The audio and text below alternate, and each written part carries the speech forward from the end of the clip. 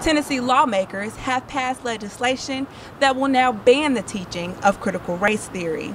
This law prohibits schools from instructing students that one race bears responsibility for the past actions against another. Senator Blackburn's support for the legislation stems from her fear that teaching critical race theory in public schools will promote division amongst races. What we know is that people want their children to be educated, not indoctrinated, and they want them to love our country. And it is wrong to teach them that someone is automatically an oppressor and someone is automatically a victim. When I talk to parents, what they want is for their children to be colorblind.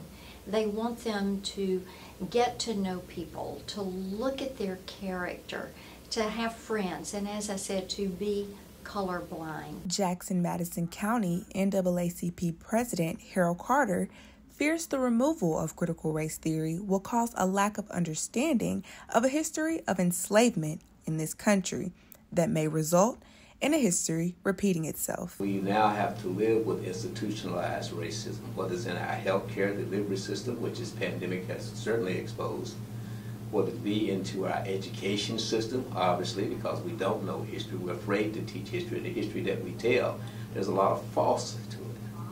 And, of course, when we look at institutionalized racism, like our criminal justice system, we have all kinds of issues centered around race. People make money off of other people's ignorance.